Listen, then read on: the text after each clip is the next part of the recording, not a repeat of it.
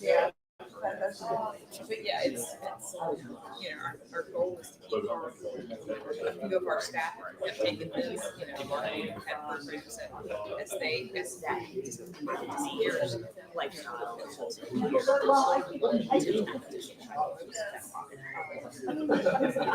And the last people we want to affect are training supervisors. So it may be them, and we'll take shifts keeping them at work, but my God, we're not going to struggle.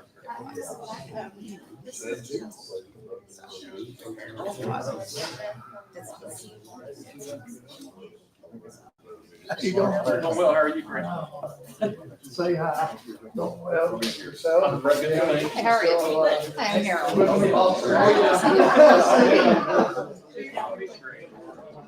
Yeah, that's good. Yeah.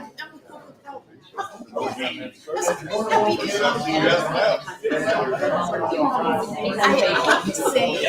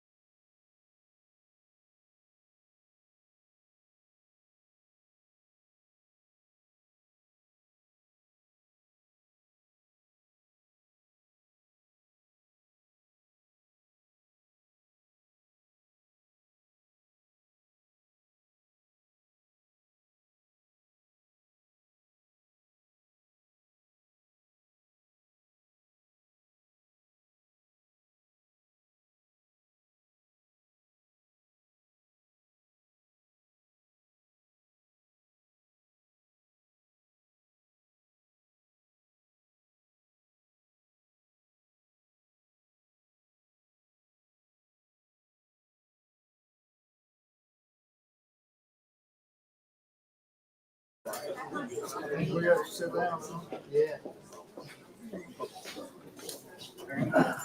You don't know this. Because you ain't traveled, he does call me. Nobody. That's it.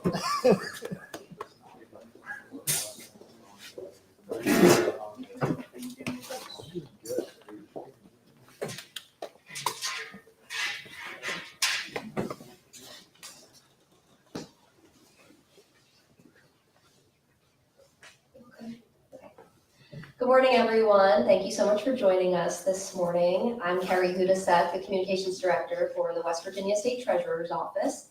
And we're here to announce a big change in the Jumpstart Savings Program. We have our State Treasurer, Larry Pack, as well as some of our stakeholders and partners here joining us that are going to be speaking. I would ask our stakeholders and partners to just announce their name and title so that our members of the media know who is speaking. But without further ado, I'd like to introduce our State Treasurer, Larry Pack.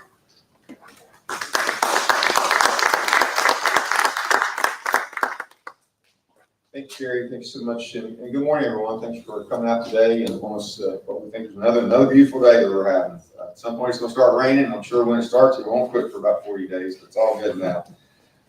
Before we get started, I'd just like to thank a couple people here.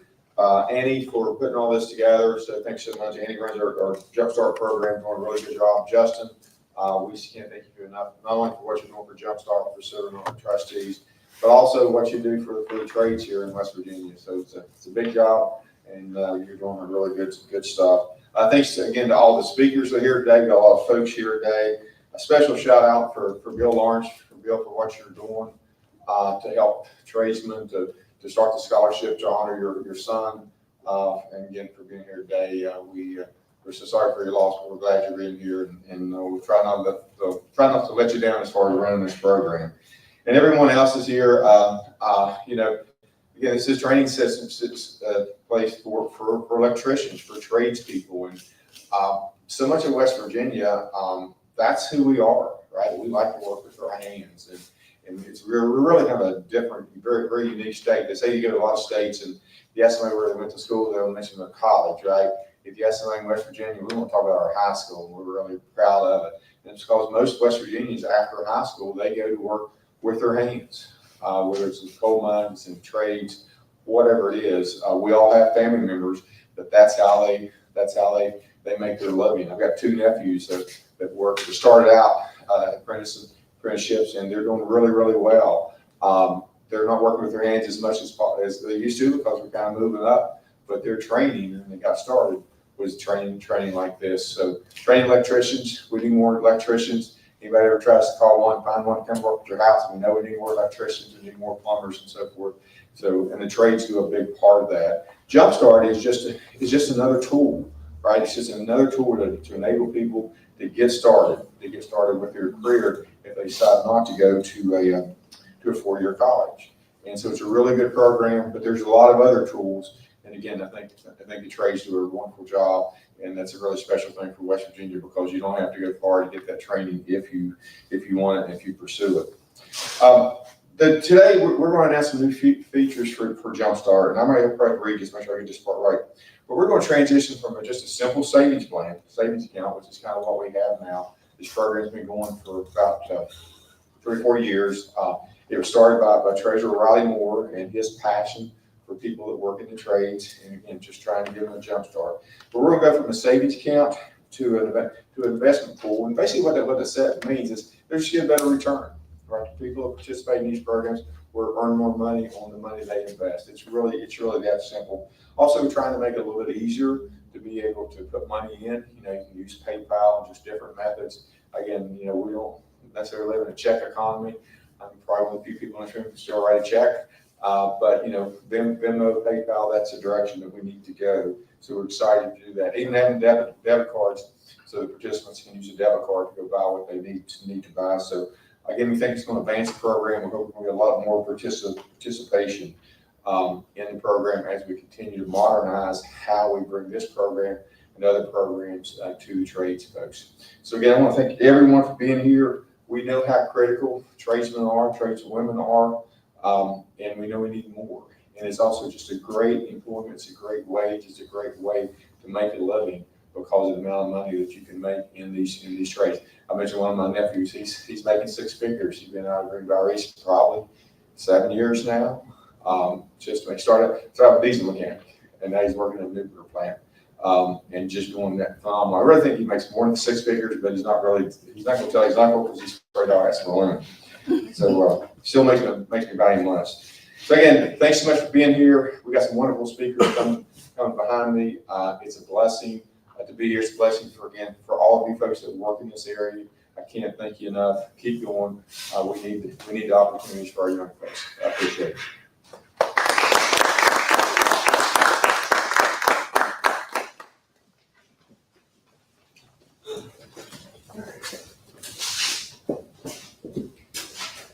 Good morning, everybody. My name is Justin Williams, and I'm the Director of Affiliated Construction Trades, which is part of the West Virginia State Building and Construction Trades. So we represent the craft unions and the workers and their apprenticeship programs like the one we're in today all across the state of West Virginia. We represent over 24,000 construction workers and their families and the apprentices in different parts of what they do. And it's really an honor to do that job, to represent those hardworking men and women, as the treasurer said, that get up every day and go to work. And a lot of us take what they do for granted, right? We just show up in an office building and the air conditioner works and the elevator works and there's a roof that doesn't leak, but someone did that, and we take that for granted. We drove across a road or a bridge that got us here, and we take that for granted. So it's really an honor to represent those folks. I want to thank our IBW and Dustin and Chris for hosting us today, and then all of our building trades members who do all this work to make West Virginia a better place. And that's why it's important to give our folks an opportunity. In the building trades, at State Building Trades, the team that we have, that's what we do. We try to give our members an opportunity to better themselves, to better their communities, and better their families. And that's really what we focus on, and that's what this does. It gives them an opportunity to do something else, to save, to start a business, to buy tools, to buy an automobile. We partner with a number of organizations to be able to do that. And that's why programs like this are really important for folks who choose to go into a career that's not college driven. This is a career, this is great careers for these folks, and they are able to provide for their families for generations to come with these careers, because without these folks, we've got nothing else ahead of us. We're really excited to partner with the Treasurer's Office on this program. As the Treasurer mentioned, I serve on the board of the 529 Jumpstart Savings Program. So we're working on the investments for both kids who are going to college and kids who are working in the trades. And that's a great partnership we have to have. And I always talk about that as, we need doctors, we need lawyers, we need nurses, we need teachers, but we need the buildings for them to go in, and we need safe buildings for them to go in. So without the people that are going to work there every day, we don't have anything to build, and without us, they don't have anywhere to go. So it has to be a partnership. It can't be conflictual, relationships. We have to work together. And want to thank Treasurer Pack for his leadership in improving this program. As he mentioned, it's been around for a couple of years, and it's taken off, and it's gotten some investments or some savings accounts started. But I really do think these enhancements will make it a better program. And I really think that a couple that I wanted to highlight are the distributions that are going to be possibly tax-free as well. So when you're buying a tool or an equipment or working on your licensing or starting a business, there are going to be some options to have some tax-free expenses on top of the tax-free investment. And then obviously the incentive program that will come along with starting a new account for apprentices. If they enroll in an apprenticeship program or training program, get a free $100. They say there's no such thing as free lunch, but maybe there is free money to help get this program started. So we really appreciate that. And it's going to be a win for the state of West Virginia. I think that's really what it's all about. We're going to have hopefully a stronger workforce, which means we're going to have more opportunities, more investments, more growth in this state. And that's what we want, to make West Virginia and our communities better. And so, we're asked to talk about what are we going to do to help make it better. And so if you have an open account, if you know somebody that qualifies, make sure they open an account. We're going to take this out to all of our apprenticeship programs and all of our training programs to make sure they know of this opportunity to continue to do that. We've done it for several years, but we'll continue to partner that. We're going to make it a priority to get it out to employers so they can be better participants and partners in it. And again, I just want to thank everybody for people who are choosing this alternative career path, alternative, that they're supported, we're supporting it, the state is supporting it, and that's a really big change, I think, in what we've seen historically, so we're able to support this program. Again, thanks to the treasurer, his staff, and Annie for all they've done to get to this point, and look forward to working with everyone. And again, thanks everybody for being here, and thanks for letting me do this job.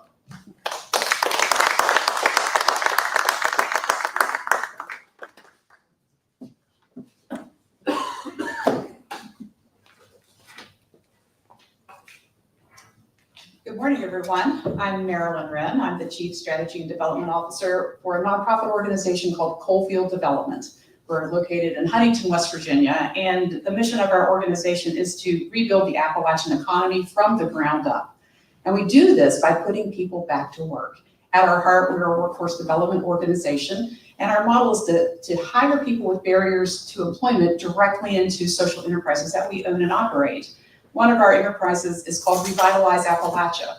We're a licensed general contractor, and we put people to work in construction jobs, rehabbing buildings across southern counties of West Virginia, and learning the trades and learning the skills. Because of that work, we're also a member of local union 439, Carpenters Union, and I'm really proud of that. And it's really helped keep people engaged in their work and in the culture of the trades. So we are super excited about this program. Thank you all so much for letting us know about it and giving opportunities for us to pass along to the people that we've hired that are proud union members. And I think in the next couple of weeks, we're going to have someone from your staff come and talk with we call them crew members and trainees, and in their journey with us, since a lot of them, most of them, all of them actually, have never maybe been employed before, or they're severely underemployed, they've not had opportunities to save. They've not had opportunities to really grow the wealth that they've had their hands on. So part of what we do as an organization is a deep financial literacy, so people can understand how we can grow what we have. This is a perfect mechanism to help people understand and get into the discipline of savings early on in their career. And if you work with young people, you know that if someone starts something when they're still young, those habits will be more likely to stick across someone's lifetime. So that by having this as an incentivized program, not just a savings, having those mechanisms in it that appeal to the youth, like not having to write a check. I don't think anyone on our team really still carries a checkbook. Having those aspects of this built in is just amazing when we're working with our younger folks. And we're really excited to see how they pick up the savings culture, how they can build wealth. And we actually have a lot of folks that want to know what is in their future after they leave our training program after perhaps 3 years. Entrepreneurship is something that a lot of them are very interested in. And it's daunting, though, to think about, well, how would I do that? How would I have enough money to get the licensures, to get the tools? How would I do that? And this is something that we can point to very tangibly and say, this is how. This is a start. This is where it begins. And you can see yourself into a future where you might be able to take what you've saved, what you've put into your own self, your own investment, and turn it into something that's a legacy for your family. And that's beautiful. That's a beautiful thing to do. And it's a way we're going to keep our kids in West Virginia. It's the way we're going to diversify our economy. It's the way we're going to keep people growing their wealth over generations. So thank you all. Thanks for allowing me to be here, and looking forward to getting our team signed up.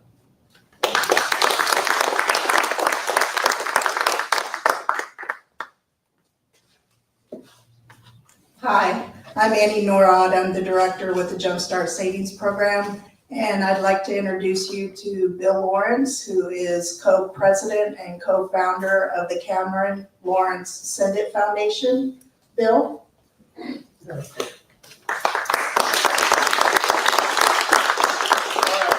and foremost, I want to apologize, I'm very emotional. It's just,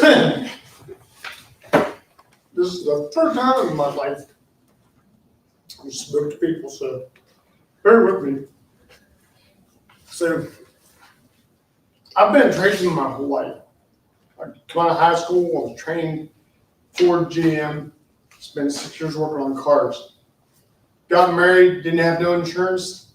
Like, what are we gonna do? So got a position of someone that taught me how to work on my machine. I had a 30-year career in mind, working on machines, learning different trades. I was laid off in 2002, right before Cameron was born. And through a program through Workforce West Virginia, I was able to attend an 800-hour course, get my driver's license. Sorry, IBE, that's guys. But that opened a lot of doors for me. So within 3 years of getting my license, I got a call from Joy Mining Machinery. I spent 17 years with them. So I've been a tradesman my whole life. My son Cameron wanted to be a tradesman. From the time he was in school, he's like, Dad, I don't want to go to college. I want to be a tradesman. So he got into welding for a while, ended up going, and we live in Mon County, and we live in Morgantown. So he accepted into MTech, which is our technical school, as a sophomore in high school, which is unheard of. So he went there basically for 3 years. 2020 was his graduation year, so we all know what happened in 2020. They shut the world down. I mean, we pushed the world down. We was in Huntington with 5,000 people watching boys and girls roll around on the rusty mat because he was arrested. Unfortunately, he passed away, was killed in a motorcycle accident on July 19th of 2024. And we started this foundation for him. So, sorry. So, as we started this foundation, we're probably about eight to 9 months old right now. We got our 501(c) in February. Our goal, we set a goal to raise so much money for the first year and so on. So this is all new to us. We're just a bunch of old hillbillies. I mean, we work with our hands. Like my wife has been a teacher in Mon County for 25 years. So we started this foundation. The first thing we said is, okay, we want to help the trades. So we struggled with how we wanted to do a scholarship, but how do you do a scholarship and not possibly just have money thrown away? I mean, because you give a young person or somebody that's in need of money a check for $3,000 or $4,000, they're going to go spend it on something. I know I am. If my kids are hungry, I want to feed my kids. So we got in touch with people at MTech, and the evening administrator, Michael Johnson gave us Anne's name, said, talk to her. So my wife is the co-president with me, got a hold of Annie, and they went back and forth. And we decided we're going to, as a board, we decided we're going to give Jumpstart a check. We're going to try to do it every year as long as we're in, because Cameron's passion was trade schools. He got to go to actually do it's called West Virginia Unveils. It was a program that he was in. They sent him to lineman school at Mon Powder. Graduated top of his class, but he was 17, 18 years old. There was a bunch of 30 and 40-year-old men. What are you going to do with your corporation? You're not going to hand your bets on a 17 or 18-year-old. You're going to hand your bets on an adult. So the three questions that you get, but the first one, I can't remember what the hell it was, but how we found out about it. We found out through MTech and Michael Johnson. He's the evening administrator. MTech, the technical schools in the state are incredible. I mean, all of them. I have certifications from MTech as an adult, as a 40-year-old adult. The second thing was ask what we want to do, or what I think, or what we think as a group Jumpstart does. And I think it's aid young adults looking for alternatives to college, assist with funds for young adults to get into and to grow and to prosper, get the proper tools, get the proper training, and move forward, because the trades is a good thing. Like you said, if we don't have trades, we don't have no place for doctors and lawyers to be. I worked at HSC, I know that building's 100, looks like it's 100 years old. If they didn't have a maintenance staff there, that the hundreds of thousands of people who get that building wouldn't have nowhere to be. And the third one was what we're gonna do to help Jumpstart. We're gonna provide a donation to Jumpstart on a yearly basis. As this year, we're gonna award about $3,000 to them. Next year, we hope to grow that in years to come. And as we grow,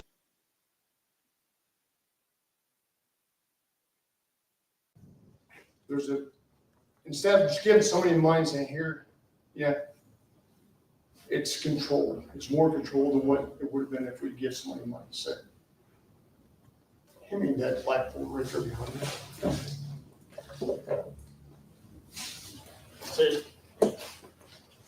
Andy, she gave me 2 minutes. I'm probably over, but I babble. So, what I have here is a check for $3,000 to West Virginia Jumpstart to try to help them out. And next year, we hope to give them more.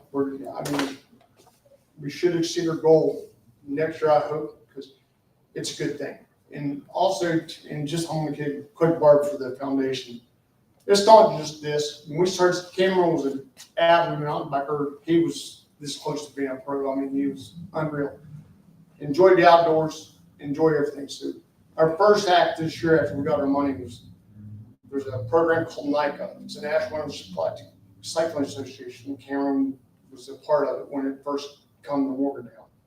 And he won, he was unreal on mountain bike. The kid was 5'5", 130 pounds, and he was 9 foot tall, and just a ray of sunlight walked in the room. Like he would lighten up the darkest of the day. So we gave him a bike away to a little boy that was in need of a bike. He was on a borrowed bike race and he needed a bike, so we bought him a bicycle. So with this foundation, we're not only trying to help the trades, we're trying to help youth get off the couch, get on in front of the TV, and be active outdoors, because that's the way Cameron was. Cameron went 100 miles an hour from daylight to dark and lived every day like it was his last. And when he died, he was on the motorcycle. That's the one thing he loved doing as much as anything. So I thank you all. I thank Andy for being here. And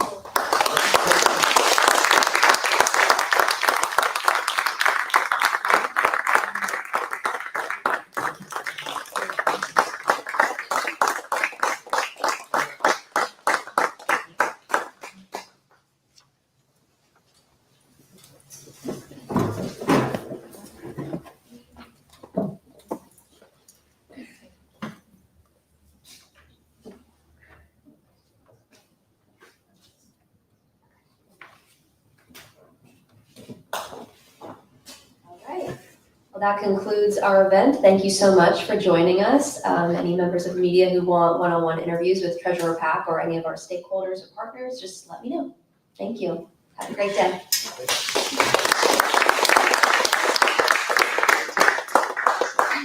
hey,